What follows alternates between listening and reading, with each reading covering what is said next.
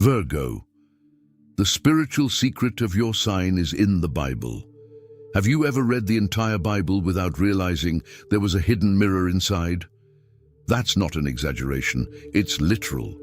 There's a recurring figure in several sacred stories, someone who works behind the scenes, who organizes what no one sees, who carries the weight of keeping everything afloat while others argue up front. And if you're a Virgo, this figure is no coincidence. You always thought your desire to take care of everything was just a personality trait, a way of being without further explanation. But what if this desire had an older, more spiritual origin, hidden in a passage you've probably read or heard without ever understanding that it was speaking directly to you? There's something no one told you about your sign, and it wasn't out of malice. It's because whoever told you didn't know either. Virgo has always been presented as the sign of organization, perfection, and the detail that no one else notices. But that's only the visible part. There's an older, quieter layer hidden behind this reputation for meticulousness. And it's not in self-help books. It's in a place you may have already opened, leafed through, and put on the shelf without ever understanding what it had to do with you. The Bible holds an image that repeats itself in a strange way when you pay attention. Someone who serves behind the scenes, taking care of what no one sees, organizing the temple while others discuss up front. It's not the figure who goes on stage.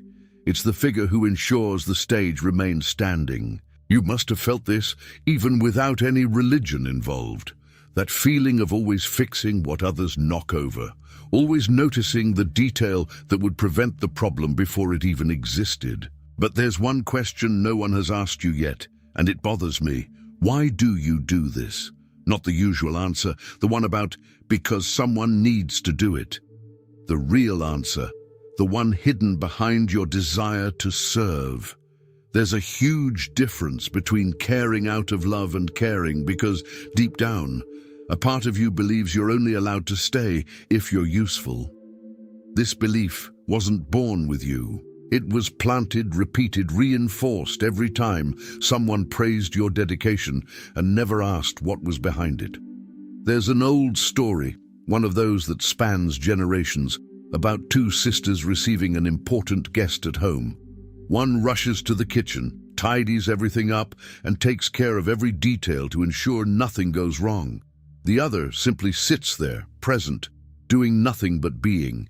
And the guest, when asked, doesn't praise the one who worked harder. He notices something different, something the busy sister couldn't see because she was too busy seeing everything but herself. If you're a Virgo, you've probably reread that last paragraph trying to figure out if it's about you. It is. And the discomfort you feel now, that almost physical urge to justify why paying attention to detail is important, to defend your dedication before anyone even questions it, that's about you too. Because deep down, you know there's a bigger question hidden behind this urge to explain yourself, a question you've been putting off since long before you heard of astrology. Look, this old story doesn't condemn those who take care of things, nor does it praise those who just stand still. What it exposes is the difference between being present and being absent while constantly moving. You can be in a room full of people, solving everything, being indispensable, and still not truly be there, because a part of you is stuck back there in a time when you learned that existing without producing was a dangerous way to disappear. And this is where things get uncomfortable. Virgos aren't afraid of work. Virgos are afraid of the silence that follows, the moment when there's nothing left to fix, no detail to correct, no task to justify their very presence in the room. And in that silence, what remains isn't peace. It's a question you've been pushing under the rug for years, disguised as a to-do list, disguised as everything but what it really is. This question has to do with the real reason behind so much dedication. The answer, when it finally appears, isn't quite what you expected to find. It's not a pretty answer, the kind that fits into a catchy sentence. It's simpler and more uncomfortable. And perhaps that's exactly why you never stopped long enough to let it rise to the surface. It was while searching for answers to this that I found this digital book, The 12 Laws of the Universe, that help this zodiac sign overcome spiritual envy. Isn't a manual of ready-made rules. It's a mental attitude, a way to train your gaze, to not stop at the first layer of things. If there's one sign that's born knowing how to go deep, even when it hurts, it's Virgo. You already do this all the time with the outside world, analyzing every detail hidden behind a phrase. But you rarely turn that gaze inward to understand why you care so much, why you're so afraid of the moment when there's nothing left to fix. Now, as you read this, you still have that strange feeling in your chest, that question nagging at you without an answer. This discomfort isn't for nothing. It's your Virgo instinct telling you not to close this tab, not to put it off like you always do with what matters most.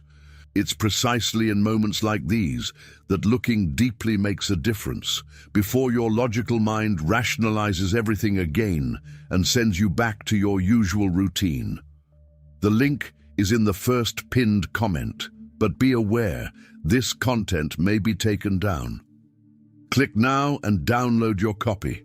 Meanwhile, tell me in the comments, in what area of your life do you realize that you take too much care of others and too little of yourself? Imagine a scribe, centuries ago copying parchments by candlelight. He couldn't afford to make a single mistake. One error and the entire page had to be redone from scratch. So he developed a way of reading each line twice before writing, of feeling in his body when something was out of place, even before he could explain what it was. This wasn't neurosis, it was survival of the trade. And it's curious how this same mechanism, this trained vigilance letter by letter, survives within you to this day, even without any parchment in front of you. But there's a difference between the scribe and you. He would close the book at the end of the day and go to sleep. You don't.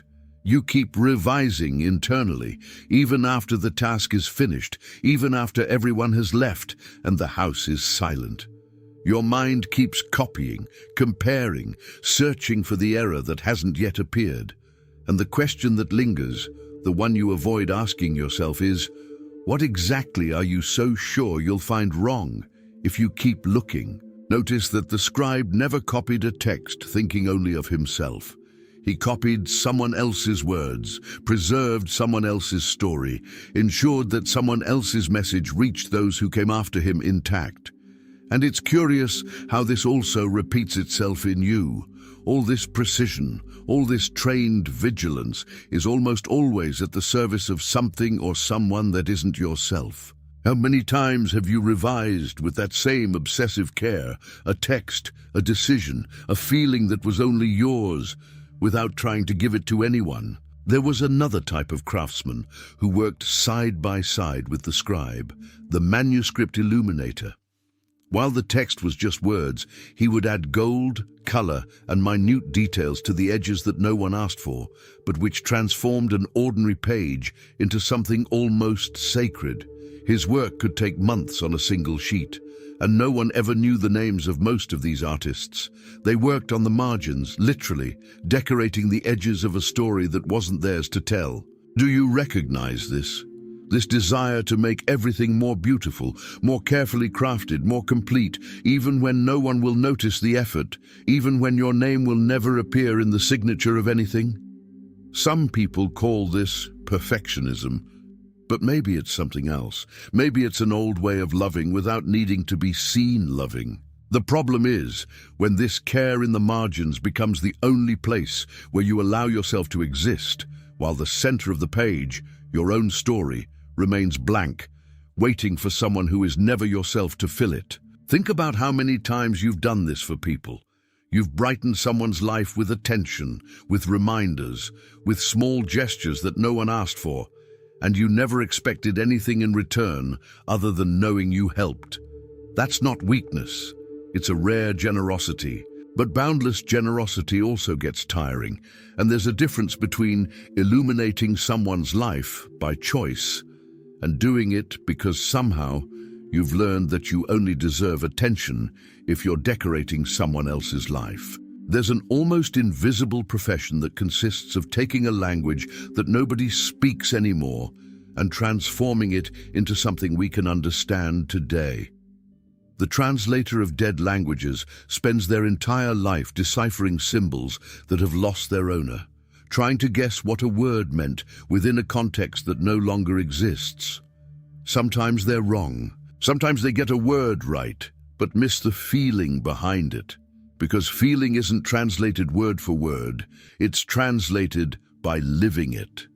And it's funny because you do this all the time with the people around you. You translate silences. You translate a tone of voice that has changed slightly. You translate a message that took a while to be answered. You've become an expert at deciphering what others feel even before they can name it.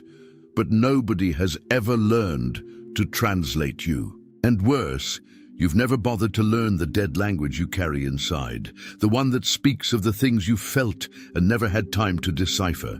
This creates a silent imbalance in your relationships. You understand others on a level that almost no one else achieves.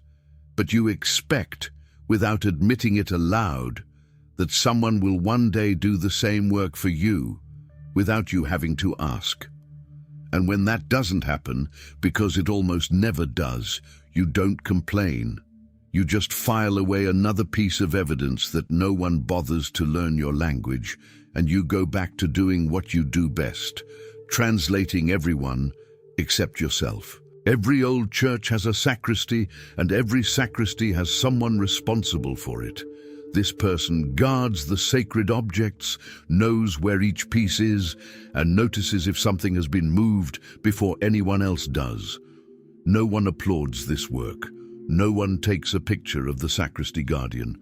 But if they stop doing what they do, even for a week, everything begins to crumble in a way that only becomes visible when it's too late. You know this role inside out. You're the one who remembers birthdays, who notices when someone in the group is acting strangely, who handles the details that keep everything running smoothly while others go about their lives thinking it simply happens on its own. And there's a question hanging over this role, an uncomfortable one you rarely confront. Who looks after you when you're always the one looking after everything else?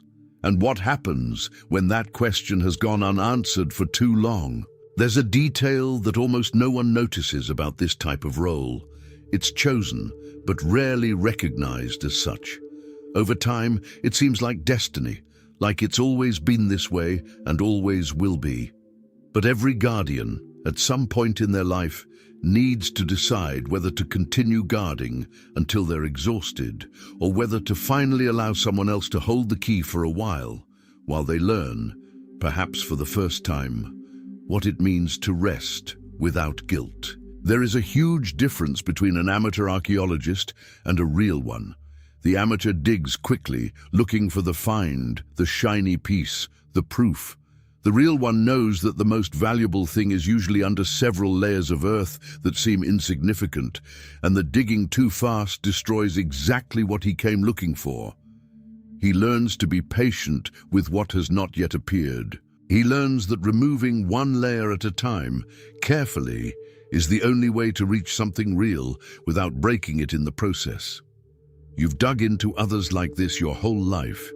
You've had infinite patience to understand layer by layer someone you love, to get to the real reason behind anger, silence, or unexplained sadness. But when the digging is about yourself, something freezes you. You dig too fast, or you don't dig at all, because you're afraid of what might be buried down there, in a layer you've avoided for years because it seems too dangerous to touch without help. And perhaps this is the most painful part to acknowledge. You, who are so patient with other people's processes, demand too much of yourself when it comes to your own. You expect to understand everything at once, solve everything at once, heal everything at once, as if deserving care depended on doing it quickly, without bothering anyone with the time that the excavation itself requires. There are layers that no one can excavate alone, not even the most experienced archaeologist. They need the right tools, a method, and someone who has mapped similar terrains before. The 12 laws of the universe that help the zodiac sign overcome spiritual envy works almost like this map. It doesn't dig for you, but shows you where to place your foot so you don't collapse the structure while you descend to find what's buried. For Virgo, who already knows how to dig into others with their eyes closed, this book returns the same patience pointed inward for a change. This type of material isn't available forever. The link is in the first pinned comment. The last copies are running out. Click now and begin your journey towards the clarity and genius you deserve. In ancient cities, it was the bell ringer who kept time for everyone. He climbed the tower every day, in the heat, in the cold, in the rain, and pulled the rope at the right time so that the whole city knew when to work, when to pray, when to rest. His job was to ensure the rhythm of others, and it was a solitary job because while the bell rang for everyone, nobody climbed up the tower to ask how the bell ringer himself was doing. You've been that bell for so many people.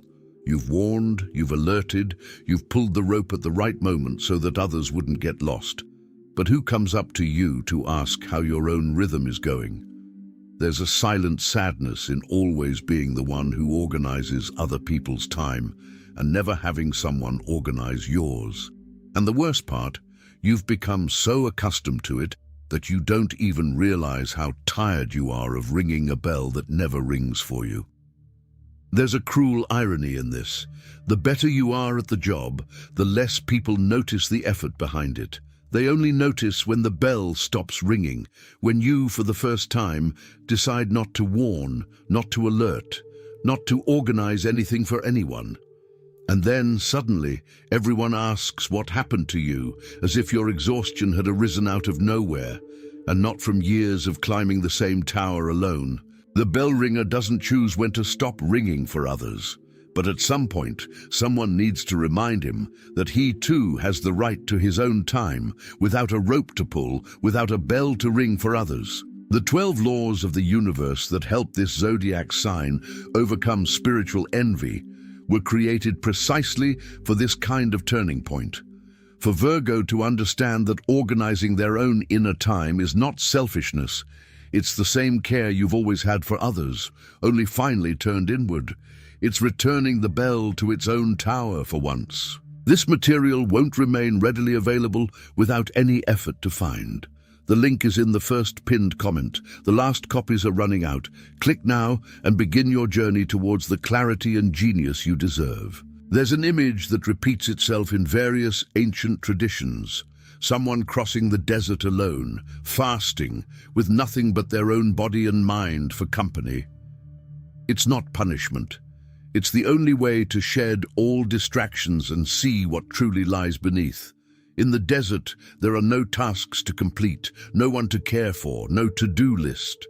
There's only you and the questions you've been avoiding for years, screaming louder because finally nothing is competing with them for your attention. And it is precisely this silence that Virgo fears most, because while there is work, care, and details to resolve, you manage to postpone the central question: who am I when I am not being useful to anyone? The desert has no easy answer to this, and perhaps that is why you avoid it all the time, filling every second with tasks, caring for others, anything that prevents this silence from reaching you. But the silence always arrives. The question is only when and in what condition you will be when it finally finds you alone, with nothing to hide behind. No one crosses the desert without carrying something to point them north. Not even the most experienced pilgrim enters empty-handed, relying solely on instinct. The 12 laws of the universe that help the zodiac sign overcome spiritual envy acts as a compass for the moment when the noise stops and you're left alone with your own questions. For Virgo, who is so busy holding up other people's worlds, this book is an invitation to finally enter their own silence with some direction instead of running away from it again. This kind of support isn't available forever, and the longer you put it off, the easier it is to keep running away. The link is in the first pinned comment. The The last copies are running out. Click now and begin your journey towards the clarity and genius you deserve. There's a task that almost no one notices, that of the person who closes the chapel at nightfall. After everyone has left, after the prayers are over and the last visitor has departed, someone still walks among the empty pews, carefully extinguishes the candles, checks that everything is in order before locking the door for another day. It's a simple gesture, almost invisible, but it's in this gesture that something resides that no crowd can see. The care that continues to exist, even when no one is watching, even when there's no applause waiting on the other side. Perhaps this is the most beautiful truth hidden within Virgo, the one that no reputation for perfectionism can quite explain. It's not about controlling everything. It's not about never making mistakes. It's about a kind of love that doesn't need an audience to be real.